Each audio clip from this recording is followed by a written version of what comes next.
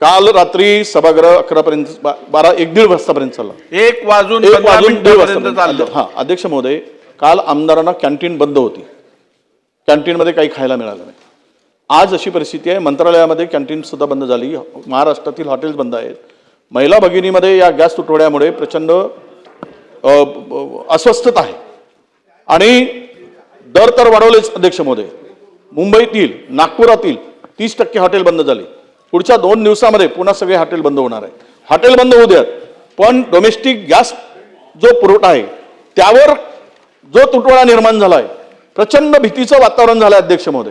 आणि या गॅस तुटवड्यामुळे उद्या घरची चूल कशी पेटवावी, घरी स्वयंपाक कसं करावं या चिंतेमध्ये 15 दिवसानंतर OTP दिल्यानंतर 15 दिवसानंतर गॅस सिलेंडर मिळतोय, 15 दिवसानंतर.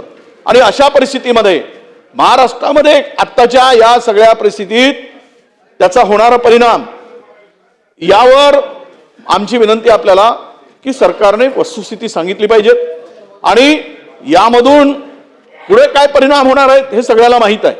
हा युद्ध जर चालला, भविष्यात वाढला, त्याचा परिणाम, त्या संदर्भातले परिणाम उद्या दिसणार आहे.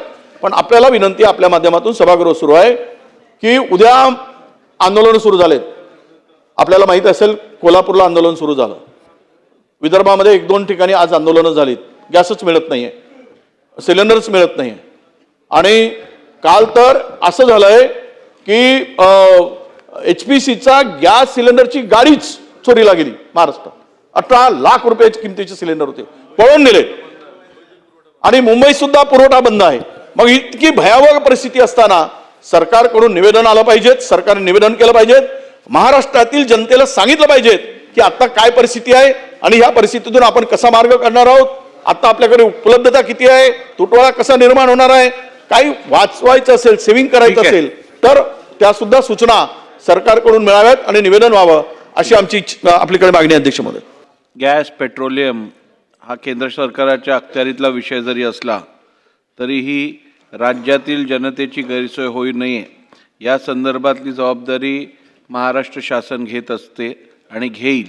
त्यामुळे दिलेल्या माहितीची नोंद घेऊन शासनाने उचित उपाययोजना करावी.